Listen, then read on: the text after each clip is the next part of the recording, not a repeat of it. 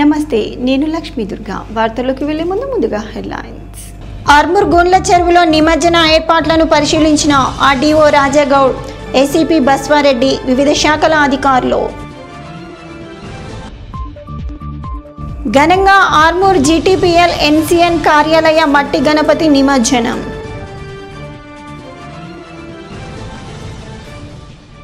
గణేష్ నిమజ్జనానికి ఆర్మూర్ మున్సిపల్ పరిధిలో 4 పాయింట్లు ఏర్పాటు. ప్రశాంత వాతావరణంలో నిమజ్జనం చేసుకోవాలని తెలిపిన ఆర్మూర్ ఆర్డీఓ రాజాగౌడ్. రాష్ట్ర స్థాయి జూనియర్ బేస్బాల్ పోటీలకు సుద్దపల్లి జిల్లా పరిషత్ విద్యార్థులు.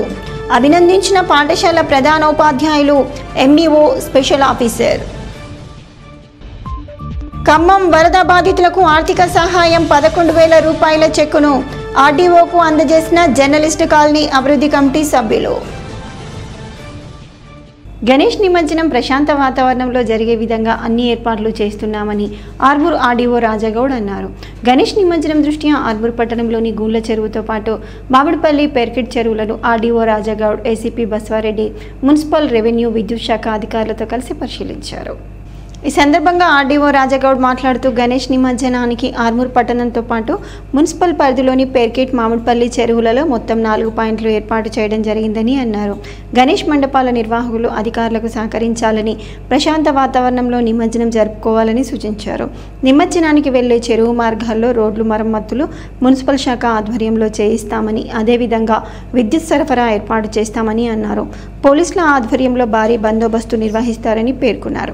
ఈ కార్యక్రమంలో మున్సిపల్ కమిషనర్ రాజు, తహసీల్దార్ గజానన్, ఎస్హెచ్ఓ రవికుమార్, వివిధ శాఖల అధికారులు, సిబ్బంది తదితరులు ఉన్నారు. ఎలక్ట్రికల్ డిపార్ట్మెంట్, అన్ని డిపార్ట్మెంట్లకు సంబంధించినటువంటి అధికారులతోటి మనకి 4 ఇమర్షన్ పాయింట్స్ ఉన్నాయి. ఇక్కడ నిమజ్జనం నిమిత్తం ఐడెంటిఫై చేసిన ప్రదేశాలు. మొదటిది గూండ్ల చెరువు, తర్వాత మామిడిపల్లి చెరువు, పెర్కిట్ చెరువు, కోటార్మూర్ చెరువు. ఈ 4 చెరువులను ఈ రోజు అధికారులందరం కలిసి కూడా పరిశీలించడం జరిగింది. నిమజ్జనం కోసం 17 నాటికి మన స్టేషన్ వెళ్ళేటువంటి దారిలో ఉన్నటువంటి గుంతలు ఏవైతే ఉన్నాయో, రోడ్లు ఏవైతే ఉన్నాయో వాటికి సంబంధించి ఆ గుంతలు పూడ్చడానికి, అదేవిధంగా నిమజ్జనానికి కావాల్సినటువంటి లైటింగ్ అరేంజ్మెంట్ కానీ, తర్వాత బ్యారికేడింగ్, అక్కడ కావాల్సినటువంటి క్రెయిన్లు కానీ, తర్వాత టెంట్, డ్రింకింగ్ వాటర్, ఈ మినిమం ఫెసిలిటీస్ ఏవైతే ఉన్నాయో అవన్నీ కూడా మనకు ఆర్మూర్ మున్సిపాలిటీ నుంచి అరేంజ్ చేయడం జరుగుతుంది. మొన్న రీసెంట్ గా జిల్లా కలెక్టర్ గారు జిల్లా స్థాయిలో నిర్వహించినటువంటి సమావేశంలో ఇచ్చినటువంటి ఇన్స్ట్రక్షన్ ప్రకారం ఆ రోజు లాండ్ ఆర్డర్ కి ఏమి ఇబ్బంది లేకుండా బందోబస్తు కార్యక్రమాన్ని పోలీసు వాళ్ళు నిర్వహిస్తున్నారు. అదేవిధంగా కోఆర్డినేషన్ కి సంబంధించి తహసీల్దార్, రెవెన్యూ డిపార్ట్మెంట్ నుంచి కూడా తహసీల్దార్స్, మిగతా రెవెన్యూ సిబ్బంది అందరినీ కూడా అక్కడ పోస్ట్ చేయడం జరుగుతుంది. ఈ 4 ప్రాంతాల్లో కూడా నిమజ్జనానికి సంబంధించినటువంటి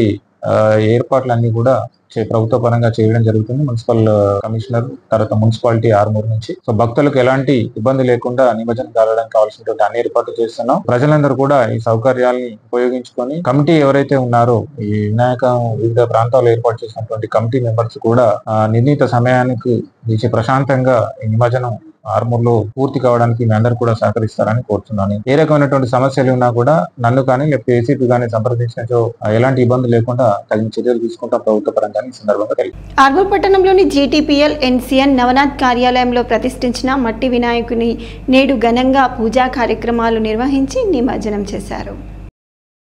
కార్యాలయ ఇన్ఛార్జ్ రాజేష్ రెడ్డి ప్రత్యేక పూజలు చేసిన అనంతరం కార్యాలయ సిబ్బంది ఘనంగా వినాయకుని భజన కార్యక్రమాలు నిర్వహిస్తూ పోచంపాడ్ గంగ వరకు తీసుకెళ్లారు. అనంతరం పోచంపాడ్ గంగా నదిలో మట్టి వినాయకుడిని నిమజ్జనం చేశారు.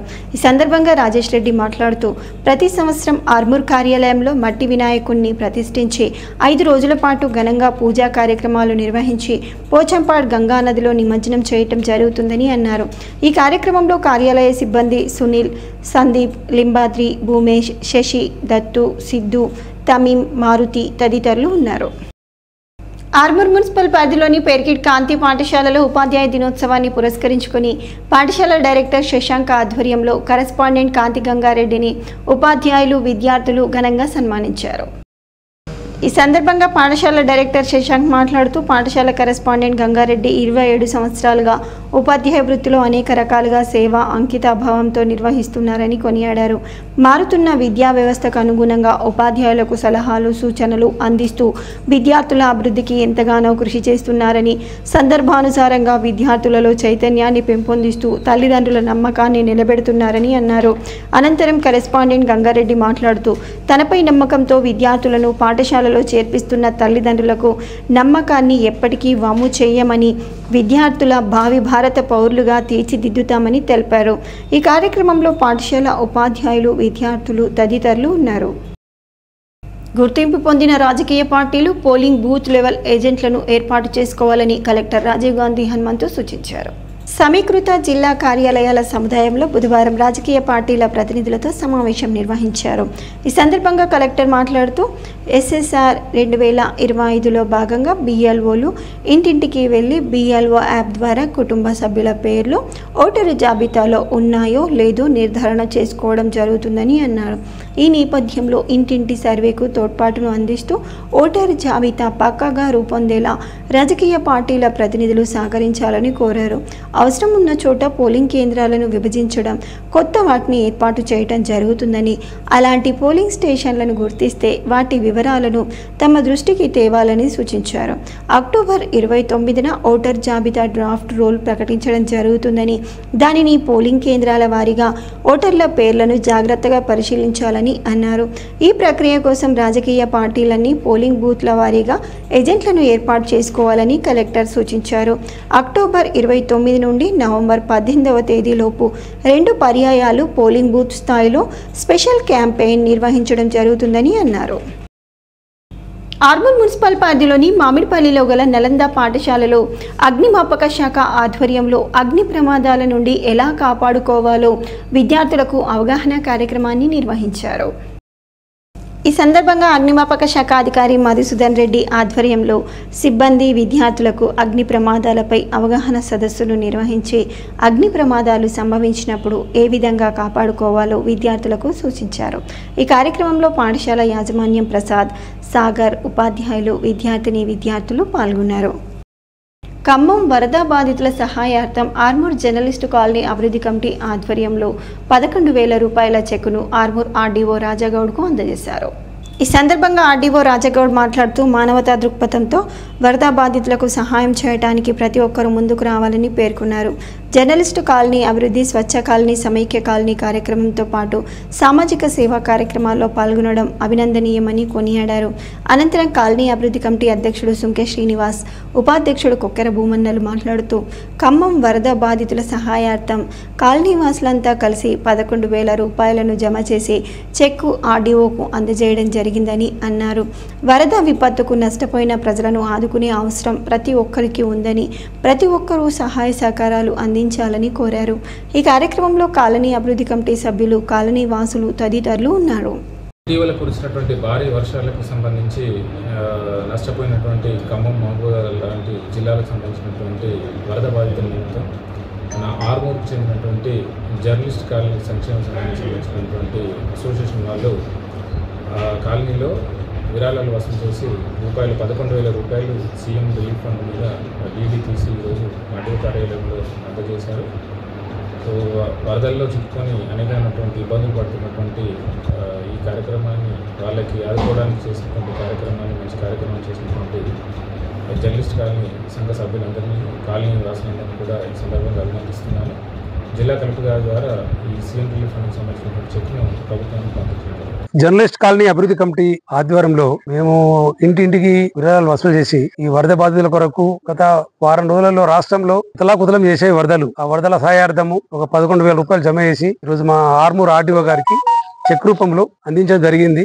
ఈ రకంగా మా కాలనీలో ప్రతి దానికి కూడా ఏ సమస్య వచ్చినా, ఏ ప్రాబ్లం ఉన్నా కాలనీ అందరం ఐక్యంగా ఉంటూ ఇటు అభివృద్ధి కమిటీ ఆధ్వర్యంలో గానీ, ఆలయ కమిటీ ఆధ్వర్యంలో గానీ ప్రతి సమస్యను మా సమస్యగా భావిస్తూ మా కాలనీ తరఫున మనం ఏదైనా చేదోడు వాదు చేయాలని చెప్పేసి మా కమిటీ సభ్యులం అందరం కలిసి ఒక ఆలోచన వచ్చి మానవ సేవయే మాధవ సేవ అనే నినాదాన్ని మనం కూడా తీసుకుపోవాలా. మరి పేదవారు నీట మునిగితే కనీసం కనికరించి మన వంతు సహకారం అందించాలని మా జర్నలిస్ట్ కాలనీ కమిటీ సభ్యులంతా ఏకదాటిపై నిర్ణయించుకోవడం వల్ల ఈరోజు తలా ఇంత జమ చేసుకొని మేము ఈరోజు మన ఆర్డీఓ గారికి 11,000 రూపాయలను డీడీ రూపాన అందించడం జరిగింది. ప్రభుత్వానిదే కాదు బాధ్యత, ప్రజలమైన మనపై కూడా ఉంటుందని చెప్పేసి ఈ సందర్భంగా తెలియజేస్తూ మరి అన్ని సంఘాలు కూడా మరి ముంపు బాధితులకు ఆదుకునే దిశగా ముందడుగేయాలని విజ్ఞప్తి చేస్తాను.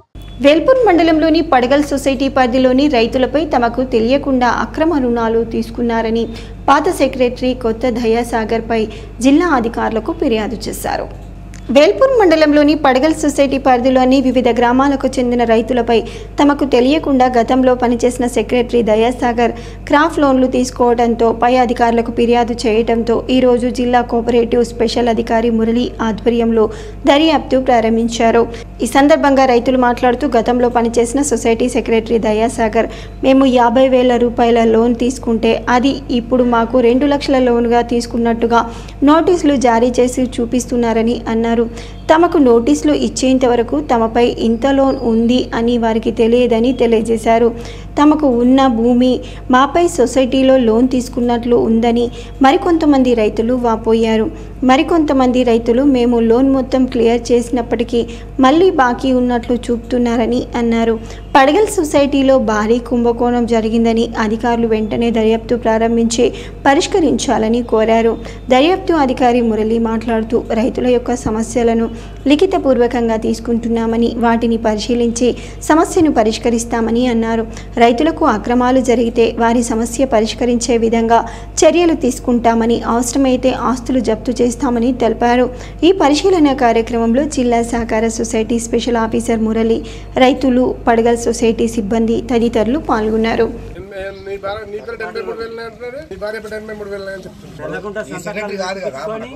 తీసుకున్నారు వాళ్ళు పైసలు వాస్తవంగా మాకు వెళ్ళకుండా సంతకాలు మేము దేనికో అని లోన్ తీసుకుంటే మాకు వెళ్ళకుండా వెటిపించుకొని లేపుకొని 1,50,000 ఉంచుకున్నాం. 1,50,000 ఇప్పుడు లోన్ రాసిరంట. వాళ్ళు కట్టాలి 82,000 4 అన్న ఉంచుకోండి ఖాతాలో. 1,50,000 ఎటువైనాయి 82,000 ఎట్టుకున్నాయి. 18 గుంటలకు 1,50,000 లోన్ అని చెప్పి నాకు 1,50,000 ఇచ్చిండు.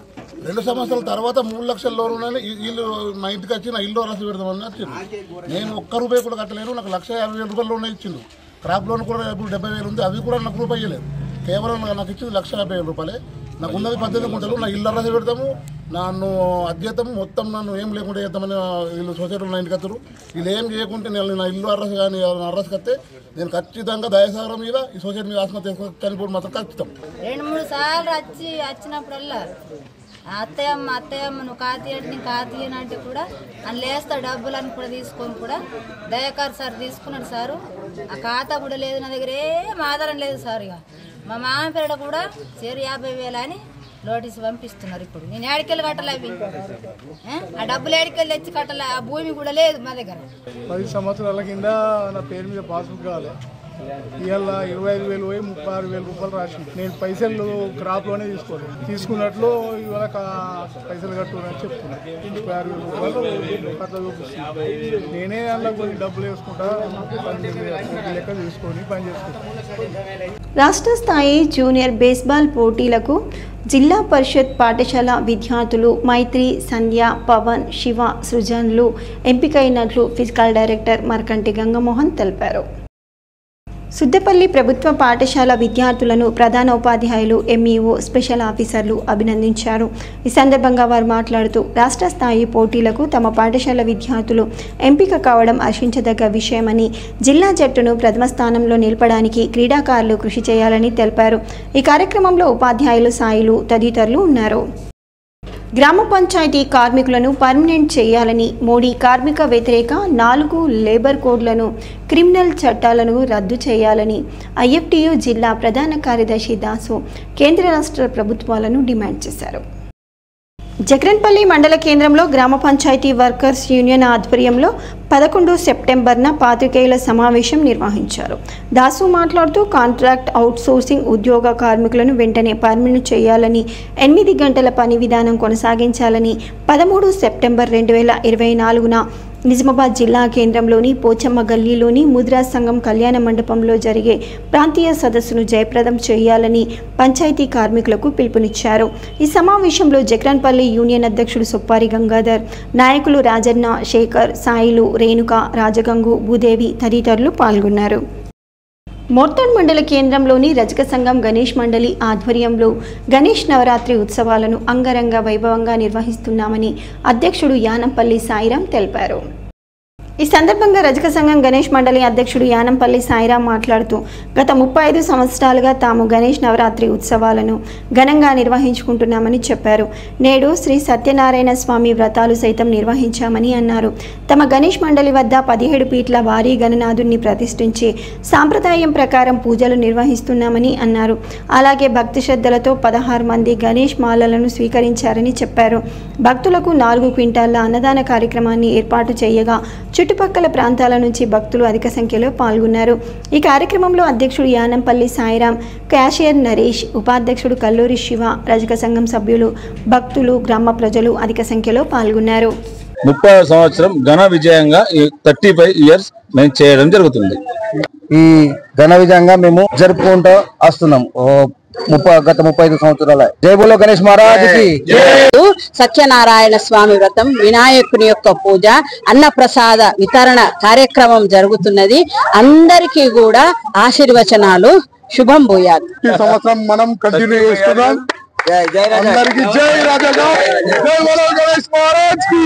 పెద్దలు సహాయ సహకారాలు ఎప్పుడు అందిస్తూనే ఉంటారు. మా పిల్లలు కానీ మా చిన్న పిల్లల నుంచి పెద్ద పిల్లల వరకు అందరు సహాయ సహకారాలు ఎప్పుడు అందుతూనే ఉంటాయి. ముందే చెప్పాలంటే ముంబైలో నుంచి మరియు విదేశాల నుంచి ప్రత్యేకంగా ఈ గణపతి ఉత్సవాల్లో పాల్గొనడానికి రావడం మాకు గర్వంగా చెప్పడానికి ఆస్కారం ఉంటుంది. ఎందుకంటే ఇప్పుడు మాకు ఈ పండుగ అనేది ఈ గణపతి ఉత్సవాన్ని కాదు, ఒక ఇంటి పండుగ జరుపుకోవడం జరుగుతుంది. మోర్తాడ్ మండల కేంద్రంలోని బాలికల ఉన్నత పాఠశాలలో సబ్ జూనియర్ బాలికల బాల్ బ్యాడ్మింటన్ ఉమ్మడి నిజామాబాద్ జిల్లా జట్టుకు శిక్షణ శిబిరం ప్రారంభం కార్యక్రమాన్ని నిర్వహించారు. ఈ కార్యక్రమానికి ముఖ్య అతిథిగా మోర్తాడ్ ఎస్ఐ విక్రమ్ హాజరయ్యారు. ఈ సమావేశానికి హెడ్ మాస్టర్ ప్రభాకర్ అధ్యక్షత వహించారు. ఈ సందర్భంగా ఉమ్మడి నిజామాబాద్ జిల్లా బాల్ బ్యాడ్మింటన్ సంఘం ప్రధాన కార్యదర్శి శ్యామ్ మాట్లాడుతూ ఈ నెల 14వ తేదీ నుండి 15వ తేదీ వరకు రమ్య గ్రౌండ్స్ కూకట్పల్లి సికింద్రాబాద్లో జరిగే 43వ రాష్ట్ర స్థాయి సబ్ జూనియర్ బాలబాలికల బాల్ బ్యాడ్మింటన్ క్రీడా పోటీలకు ఎంపికైన క్రీడాకారులకు మోర్తాడ్ బాలికల ఉన్నత పాఠశాలలో శిక్షణ శిబిరాన్ని ప్రారంభించామని అన్నారు. ఈ కార్యక్రమంలో ఉపాధ్యాయులు, సిబ్బంది తదితరులు ఉన్నారు. గేమ్స్ అన్నింటికీ మన ఫిజికల్ ఫిట్నెస్తో పాటు మైండ్ ఎంత స్ట్రాంగ్గా ఉంటే అంత మనం గేమ్ కూడా ఆన్ చేయగలం. మైండ్ ప్రశాంతంగా ఉంది, మనం ఇది చేయగలం, గేమ్ మనం ఇవ్వగలం అంటే మైండ్లో ఎప్పుడు స్ట్రాంగ్గా ఉండాలి. ఫిజికల్ ఫిట్నెస్ ఎంత ముఖ్యమో మనకు మెంటలీ కూడా అంత ముఖ్యం. ఇప్పుడు పిడి సార్కి ఎంత ఇంట్రెస్ట్ ఉందో గేమ్లో, ఆ సార్ చెప్పే ఇన్స్ట్రక్షన్స్ కానీ ప్రతి విషయం మీరు క్షుణ్ణంగా పరిశీలించి దాని అవగాహన కలిగించుకొని ఆ విధంగా మీరు ప్లే చేస్తే చాలా ముందుకు పోతారు. అందరికీ all the best. Thank you. Balkonda మండల కేంద్రంలో మండల స్థాయి క్రీడలు 2వ రోజు అట్టహాసంగా కొనసాగాయి. క్రీడల్లో విద్యార్థులు ఉత్సాహంగా పాల్గొని తమ ప్రతిభను కనబరిచారు. అథ్లెటిక్స్ ఆటలో విద్యార్థులు పాల్గొని ప్రతిభను కనబరిచారు. రేపటితో మండల స్థాయి క్రీడలు ముగుస్తాయని నిర్వాహకులు తెలిపారు. ఈ కార్యక్రమంలో క్రీడాకారులు, వ్యాయామ ఉపాధ్యాయులు, వివిధ పాఠశాలల ఉపాధ్యాయులు తదితరులు ఉన్నారు.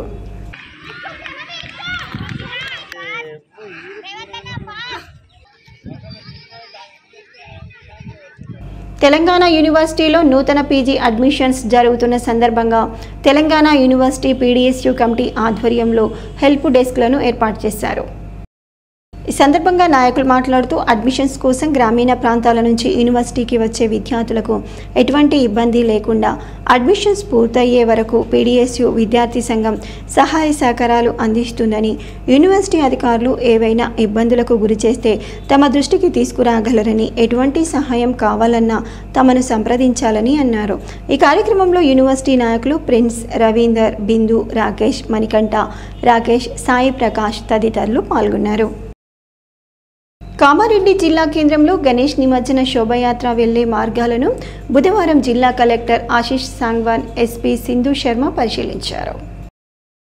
స్టేషన్ రోడ్, గంజ్ రోడ్, పెద్ద బజార్, నిజాం సాగర్ చౌరస్తా మీదుగా కొత్త బస్టాండ్, ఇందిరాగాంధీ స్టేడియం వరకు రోడ్డుకు ఇరువైపులా ఉన్న విద్యుత్ తీగలు శోభయాత్రకు ఆటంకం కలగకుండా వేలాడుతున్న విద్యుత్ వైర్లను సరిచేయాలని విద్యుత్, మున్సిపల్ అధికారులను కలెక్టర్ ఆదేశించారు.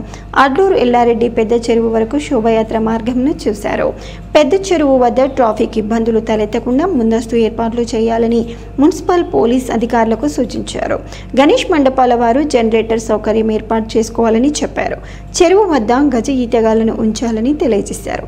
భక్తులకు మంచినీటి సౌకర్యం కల్పించాలని పేర్కొన్నారు. ఈ కార్యక్రమంలో SP Sindhu Sharma, municipal chairperson Indupriya, ఎస్ఐలు, మున్సిపల్ అధికారులు తదితరులు పాల్గొన్నారు.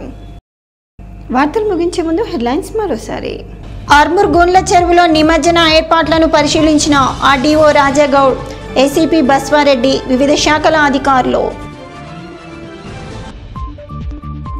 ఘనంగా ఆర్మూర్ జీటీపీఎల్ ఎన్సీఎన్ కార్యాలయ మట్టి గణపతి నిమజ్జనం.